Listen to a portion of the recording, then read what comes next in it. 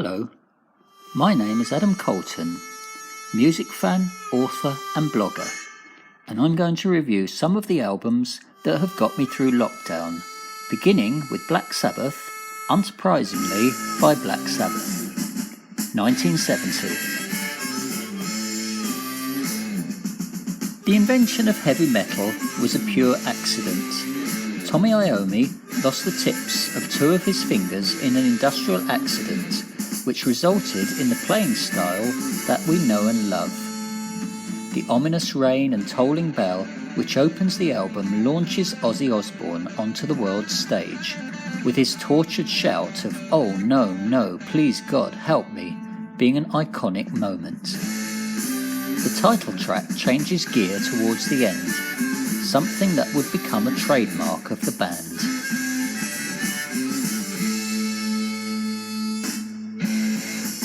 The evidence that the band emerged from the British blues boom of the late 60s can be heard with the use of harmonica on The Wizard, which has a fantastic riff, as you can hear.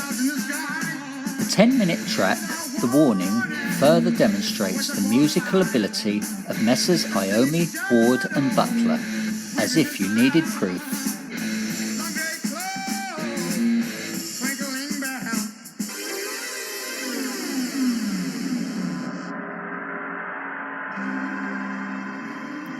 A New World Record, Electric Light Orchestra, 1976.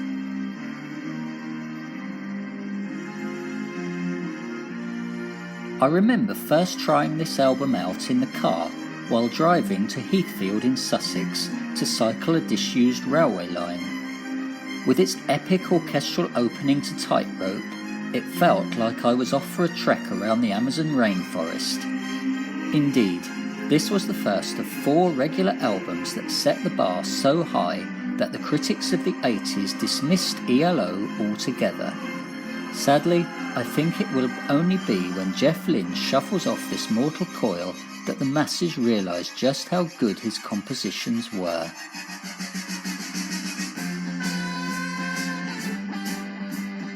Classic follows classic. Telephone Line, Rock Aria, Living Thing, you know these songs. Mission, a world record, is a futuristic song with a melancholy tone. Who are you and who am I? How's life on earth? Intone the lyrics. Meanwhile, Shangri-La, which closes the album, repeats the emotional punch and name drops the band's heroes in creating the idiom "fading like the Beatles on Hey Jude." I might start using that myself.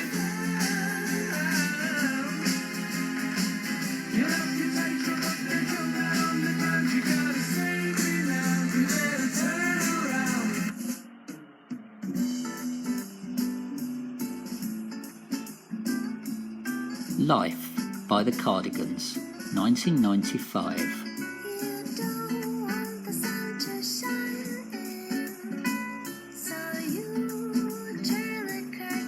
The Cardigans were a band from Sweden, and amazingly, 2 of the members were formerly heavy metal musicians. This was the album they released before they made it big. The band went for a harder image as time went on, but on these early recordings, Nina Persson's voice has an enchanting quality that I can only sum up as fresh sounding. The version of this album released in Sweden was different to what we got in the UK. Our version is a kind of hybrid of their first 2 Swedish albums, which was good as we got to hear the full-length version of Celia Inside, which is my personal favourite, with a jazz-inspired guitar solo. But why no deluxe version of the album with the tracks us Brits missed out on? The music here ticks all the boxes. Crunchy guitar, great melodies, 60s instrumentation, quirky flute bits and nice harmonies. In hindsight, it seems bizarre that I took so little notice of this band in the 90s.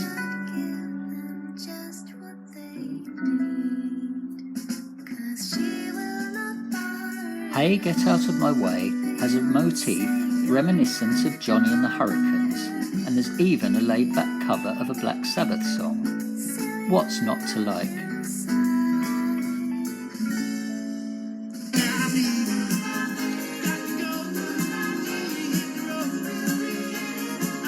The very best of Supertramp, unsurprisingly by Supertramp, 1990. You'll come for the hits and stay for the extras. I don't need to say much about tracks like The Logical Song, Breakfast in America, Dreamer and It's Raining Again, but the band could really rock too, as demonstrated on tracks like Bloody Well Right and Ain't Nobody But Me.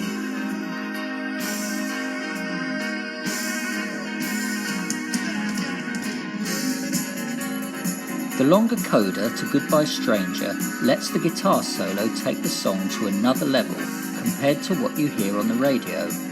In my opinion, the best song of all is Rudy, with an energised question and answer session between the two vocalists, and some sadness as the central character's train journey ultimately leads nowhere.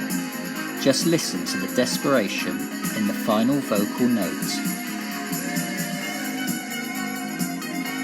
If you've enjoyed these reviews, do look up my books on Amazon or any other website. My name is Adam Colton. I also run a blog and a YouTube channel which can be found by searching for a miscellany from Deepest Kent.